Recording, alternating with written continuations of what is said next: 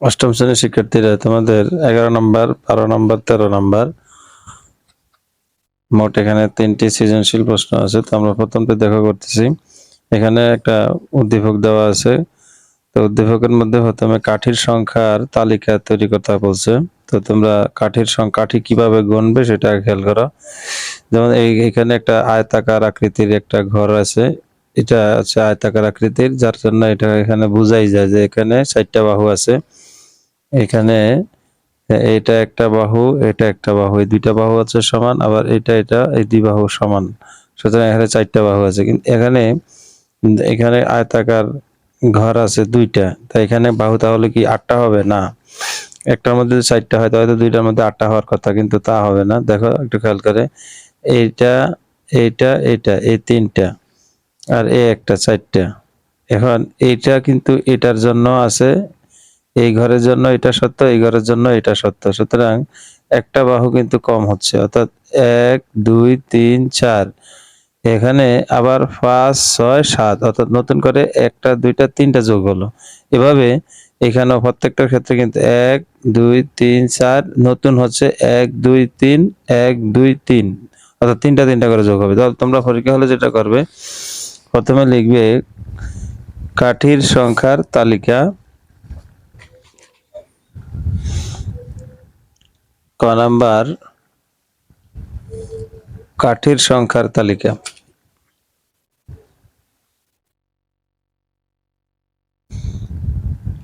লিখবে কাঠির সংখ্যার তালিকা।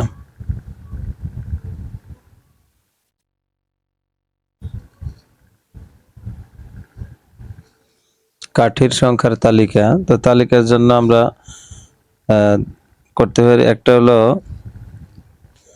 চিত্র। চিত্র হচ্ছে কয়টা? 3টা। চিত্র হলো 3টা। দেখো 1 2 3, 3টার জন্য আমরা 3টা ঘর নিব। আর সংখ্যা, তাহলে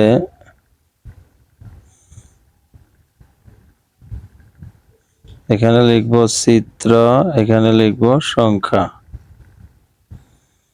তো চিত্র প্রথমটার ক্ষেত্রে কাঠির সংখ্যা হচ্ছে 4টি। এইভাবে দ্বিতীয়টার জন্য কত? দ্বিতীয় চিত্র, এভাবে তৃতীয় চিত্র।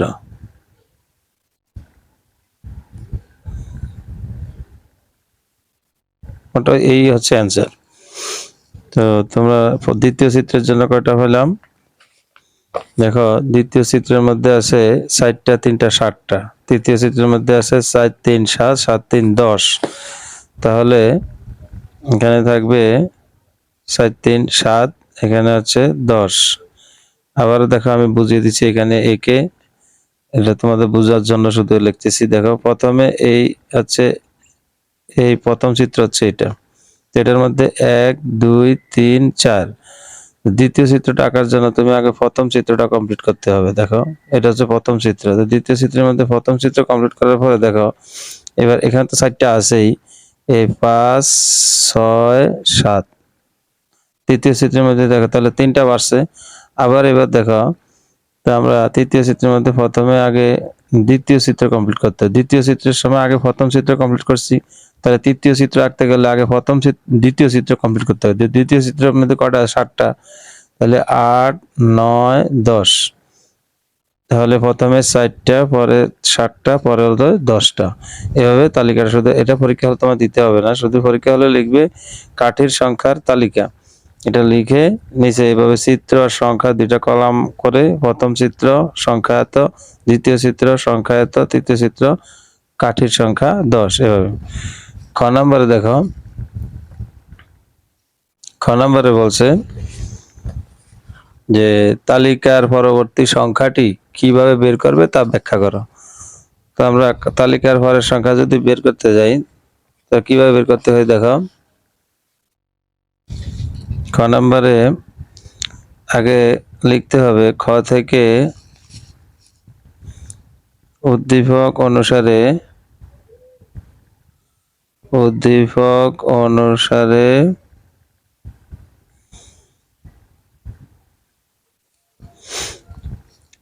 উদ্দীপক অনুসারে প্রাপ্ত প্যাটার্ন এই প্যাটার্নটা কি দেখো, প্যাটার্ন হচ্ছে আমরা যে উদ্দীপক অনুসারে প্যাটার্ন প্রথমে তাহলে কথা পেয়েছিলাম 60টা, তার 4 লিখলাম, এরপরে পেলাম কটা 60টা, 7 লিখলাম, এরপরে পেলাম 10টা। এটা হচ্ছে একটা প্যাটার্ন। দেখো এখানে এই প্যাটার্নের মধ্যে দেখা যায় যে দ্বিতীয় সংখ্যা যে কোনো প্যাটার্নের কিন্তু তোমাদেরকে বীজগাণিতিক রাশি বের করতে হবে। তো বীজগাণিতিক রাশি বের করতে গেলে প্রথম কাজ হচ্ছে দ্বিতীয় পদ থেকে প্রথম পদ বিয়োগ করা। তাহলে প্রথমে লিখবে দ্বিতীয় পদ, প্যাটার্নের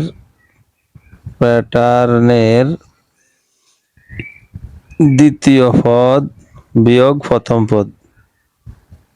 যে কোনো প্যাটার্ন পাওয়ার পরে প্রথম কাজ হচ্ছে প্যাটার্নের দ্বিতীয় পদ থেকে প্রথম পদকে বিয়োগ করা। তো দ্বিতীয় পদটা কি? দ্বিতীয় পদ হচ্ছে 7 আর প্রথম পদ হচ্ছে 4। তাহলে কত পেলাম? 3।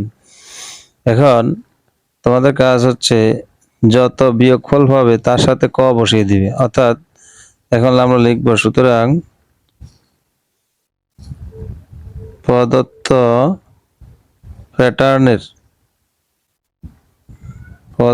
প্যাটার্নের বীজগাণিতিক রাশি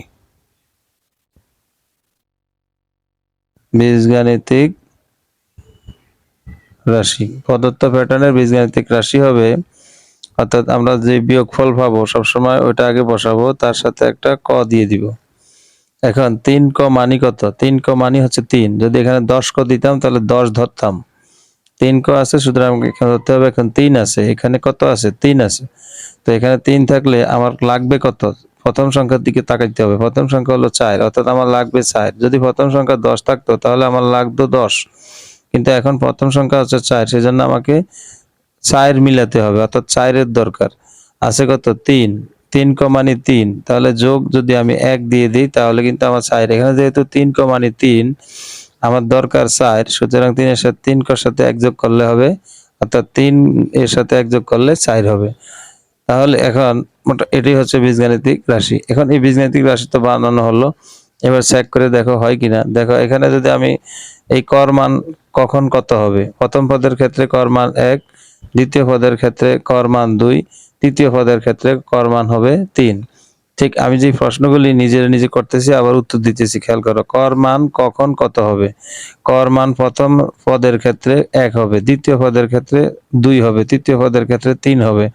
এখন প্রথম পদের ক্ষেত্রে যদি আমি 1 দিই, 3 একে 3, 3 আর 1 দেখো 4 হয়। দ্বিতীয় পদের ক্ষেত্রে কর মান 2, সুতরাং 3 দুগুণে 6 আর 1 7।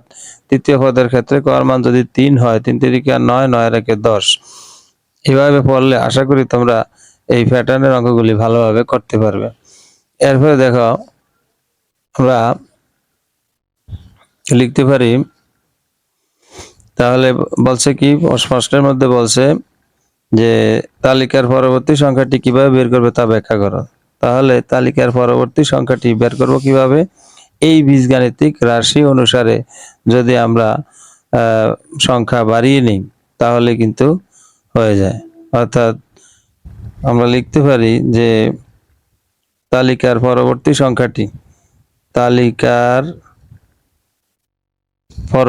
সংখ্যাটি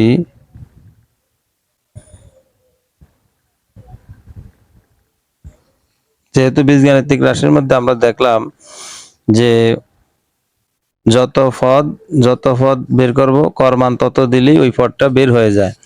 তাহলে বোঝা গেল চতুর্থ পদ বা তালিকার পরবর্তী সংখ্যাটি হচ্ছে চতুর্থ পদ। চতুর্থ পদ বার করতে গেলে কর মান দিতে হবে 4। তাহলে 3 4 12 আর 1 13, অর্থাৎ পরবর্তী সংখ্যাটি হবে 13। এখন কিভাবে বের করব? তালিকার পরবর্তী সংখ্যাটি প্যাটার্নের লিখবা, প্যাটার্নের বীজগাণিতিক রাশি অনুসারে বীজগাণিতিক রাশি ব্যবহার করে বের করতে হবে।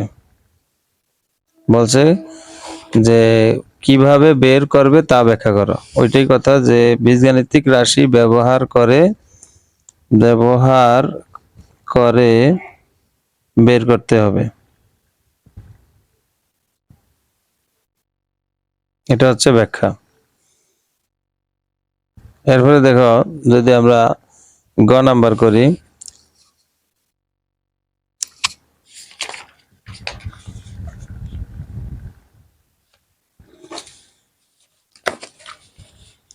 গ নাম্বারের ক্ষেত্রে কি বলছে দেখো, কাঠি দিয়ে পরবর্তী চিত্রটি তৈরি করো এবং তোমার উত্তর যাচাই করো। তা আমি কাঠি দিয়ে চিত্র তৈরি করব, তার আগে কাঠির সংখ্যা তো বের করতে হবে।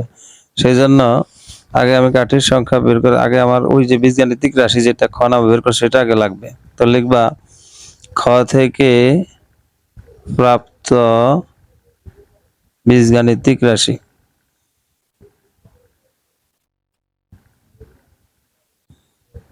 বীজগাণিতিক খ থেকে প্রাপ্ত বীজগাণিতিক রাশি হচ্ছে 3 ক যোগ 1। দেখো, তাহলে আমরা লিখতে পারি, সুতরাং প্যাটার্নের পরবর্তী চিত্রের কাঠির সংখ্যা, প্যাটার্নের পরবর্তী চিত্রের কাঠির সংখ্যা, কাঠির সংখ্যা হবে সেক্ষেত্রে এখন 3 ক। এখন পরবর্তী চিত্রটা কততম সেটা আগে দেখতে হবে। পরবর্তী চিত্রটা হচ্ছে 1 2 3 4, পরবর্তী চিত্রটা হলো 4তম। সুতরাং কর মান হবে 4। এখানে এখন ক জায়গাতে আমরা 4 বসিয়ে দিব, যোগ 1। তাহলে 3 4 12 যোগ 1, অর্থাৎ আসতেছে 12 আর 1 13, অর্থাৎ 13টি কাঠি দিয়ে পরবর্তী চিত্রটা তৈরি করতে হবে। তো পরবর্তী চিত্র আঁকার জন্য ওই প্রথম চিত্র এভাবে সুন্দর করে আঁকবে, দেখবে তাহলে সুন্দর হবে। এই হলো প্রথম চিত্র। এরপরে এটা দ্বিতীয় চিত্র আঁকবে। তো দ্বিতীয় চিত্র আঁকার ক্ষেত্রে আগে প্রথম চিত্রটা এঁকে নিলাম, এটা প্রথম চিত্র, এটা দ্বিতীয় চিত্র আঁকবো। এখন দ্বিতীয় চিত্র আঁকার ক্ষেত্রে আগে প্রথম চিত্রটা কমপ্লিট করলাম, এখন দ্বিতীয় চিত্রের মধ্যে শুধু এই 3 বাহু যোগ করে দিব, শেষ দ্বিতীয় চিত্র। এরপর তৃতীয় চিত্রের মধ্যে, তৃতীয় চিত্র আঁকতে গেলে আগে দ্বিতীয় চিত্র কমপ্লিট করতে হবে। দ্বিতীয় চিত্রের মধ্যে এরকম 2টা ঘর এঁকে নিলাম। তৃতীয় চিত্রে শুধু এই 3টা বাহু যোগ করে দিলে হলো। এরপরে চতুর্থ চিত্র দেখা, চতুর্থ চিত্রের ক্ষেত্রে চতুর্থ চিত্র আঁকতে গেলে তৃতীয় চিত্র আগে কমপ্লিট করতে হবে। এই যে তৃতীয় চিত্র কমপ্লিট করলাম। এরপরে এই চতুর্থ চিত্রে শুধু 3 বাহু। এইভাবে আমরা তৃতীয় চিত্র চতুর্থ চিত্র আঁকতে পারি। এখন বলছে যে তোমার উত্তর যাচাই করো। তো উত্তর যাচাই করলে আমরা উত্তর অলরেডি যাচাই হয়ে গেছে, আর এখানে গুনে গুনে করলেই সারবে যে এখানে এই 1 2 3 4 5 6 7 8 9 10 11 12 13। তাহলে আসলে আমরা চতুর্থ চিত্রের মধ্যে 13টি কাঠি পেলাম। এবার লিখতে পারো যে কাঠি চিত্র তৈরি করার পর গণনা করে কাঠি গণনা করে উত্তর যাচাই করা হলো। এখানে লিখব কাঠি গণনা করে উত্তর যাচাই করা হলো।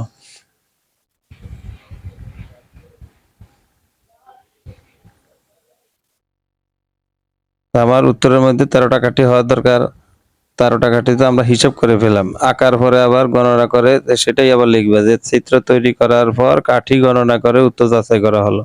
এভাবেই উত্তর দিলে তোমরা 10-এ 10 পেয়ে যাবে যদি এভাবে সৃজনশীল ক খ গ অ্যান্সার দাও। আশা করি সবাই মনোযোগ দিয়ে ভিডিওটা দেখবে। ভালো লাগলে কমেন্ট করবে, শেয়ার করবে, অবশ্যই সাবস্ক্রাইব করতে ভুলবে না।